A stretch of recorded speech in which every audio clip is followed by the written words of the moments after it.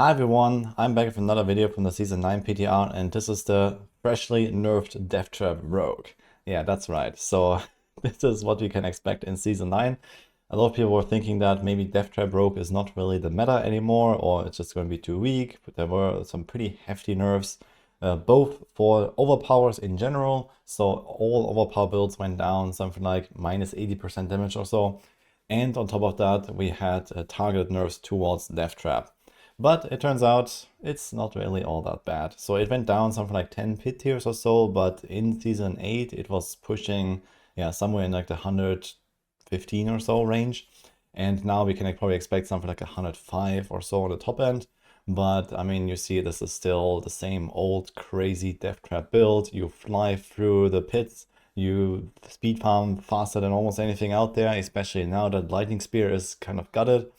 And you can definitely expect another season of death trapping on the rogue. So it has changed a little bit. The setup is a bit different than before. It is especially a little bit less tanky since we don't run Doombringer anymore that we used to run for the overpower synergies with the extra life. That is now no longer a thing. Instead, we have to try to get damage in some other ways. So this also kind of like alleviates the nerves a little bit, basically, since we don't run a defensive weapon, we run an offensive weapon now. But yeah, overall, there were not really too many changes to the setup, and it's just blasting as always. Here we have an example of like a 95 push that I've done. I just did like 1 or 2 runs, and my setup is not really fully optimized just yet. I'm pretty sure I can easily get double the damage or so of what I had here in my character, but you can kind of just like cruise through these 95s, even all the way up to 100. Leveling glyphs will be no big deal. And it's also just very comfy, one-button playstyle effectively.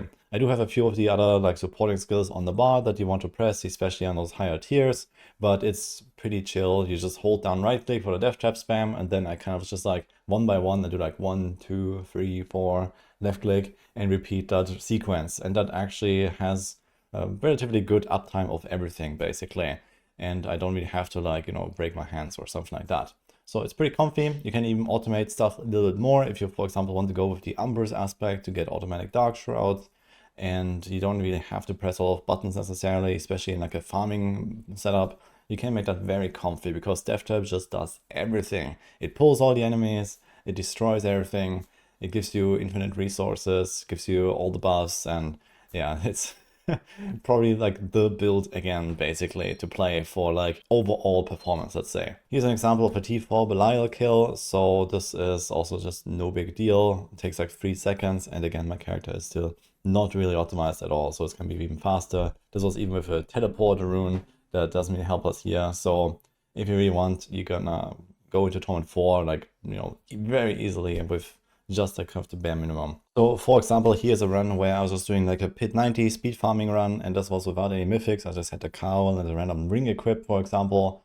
So no perdition and no starters, and it's still flying through those 70s anyway. So you can do everything in T4 one shot basically, and then farm, XP pretty much faster than most other builds out there. The crazy thing is that with the preparation combo, you constantly reset all of your other cooldowns. And if you combine this with a jar rune, then you can fly with the teleports, the dashes. You just hold down dash and hold down death trap, and you kind of just keep moving forward. And you can actually do like 60-second runs if you go to the point where you just one-shot packs all the time. And if you're curious about this setup, I have a planner here, at least the mythic variant I have been working on a lot here. So I will like refine this over the next weeks when the season actually launches.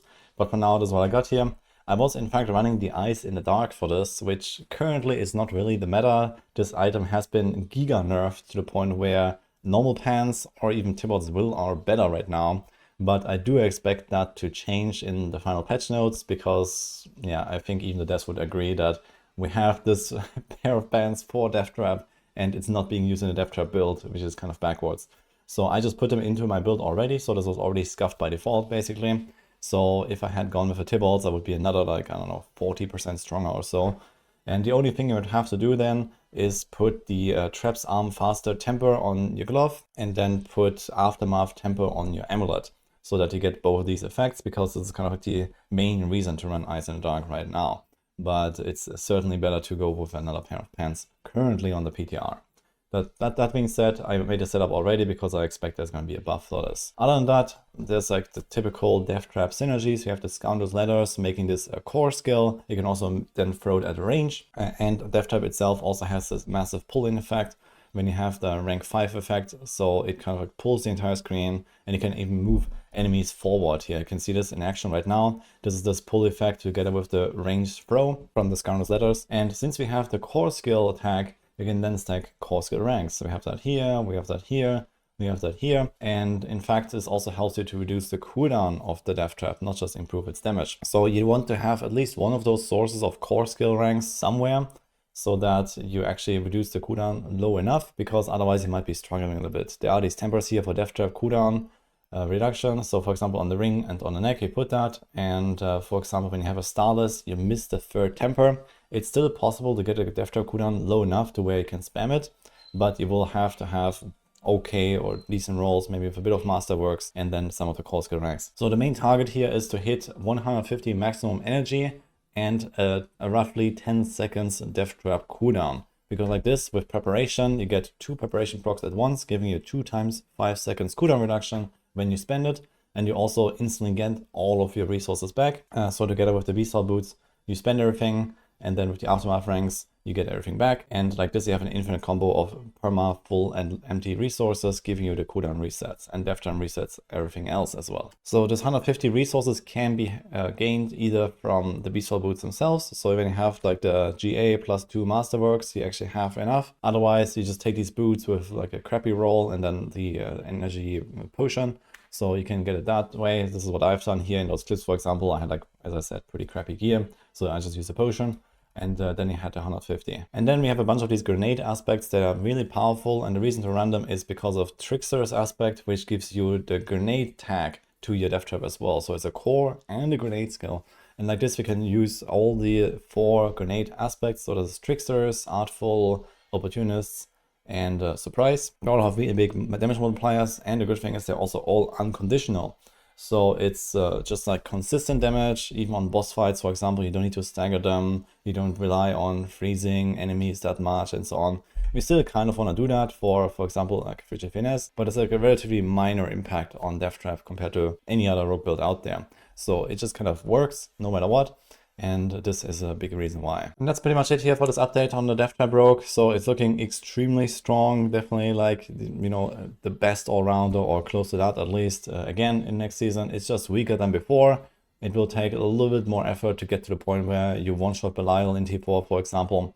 But there's no doubt that we're going to do that, no problem at some point. So that's what I got here on the rogue for now. There's more stuff coming from the PTR. Let me know what you think. Let me know what else you would like to see. And I'll see you guys next time.